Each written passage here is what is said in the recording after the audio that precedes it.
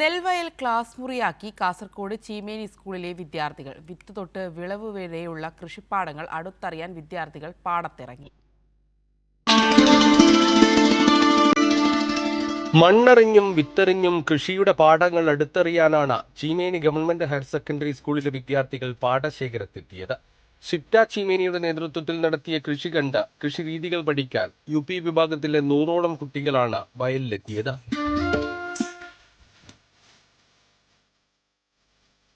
വിത്ത് മുളപ്പിക്കുന്നത് മുതൽ വിളവെടുപ്പ് വരെയുള്ള കൃഷിയുടെ വിവിധ ഘട്ടങ്ങളെക്കുറിച്ച് മുതിർന്ന കർഷകനായ KK ഗംഗാധരൻ, K ചന്ദ്രൻ മാസ്റ്റർ എന്നിവർ വിദ്യാർത്ഥികൾക്ക് വിശദീകരിച്ച് നൽകി.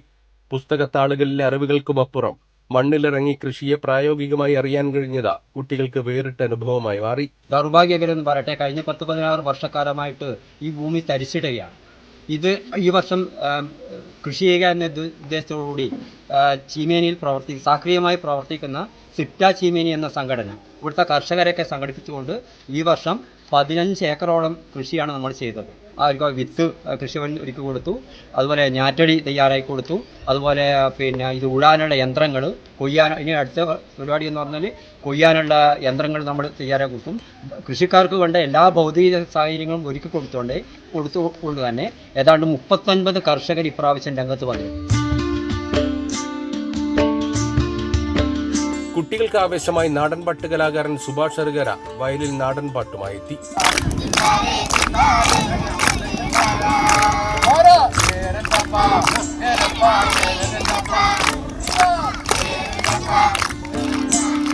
ഞാറ്റുപാട്ടുമായി മുതിർന്ന കർഷകരും കുട്ടികൾക്കൊപ്പം കൂടി.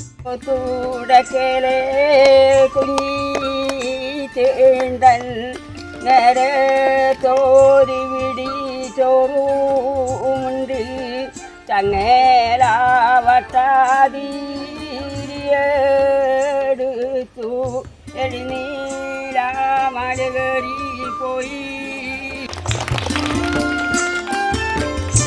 പുതുതലമുറയിൽ കൃഷിയോടുള്ള താല്പര്യം വളർത്താനും നാടിന്റെ കാർഷിക പാരമ്പര്യം നിലനിർത്താനുമുള്ള വേറിട്ട യാത്രയായി കുട്ടികളുടെ വയൽ യാത്ര മാറി. കൈരളി ന്യൂസ്, കാസർഗോഡ്.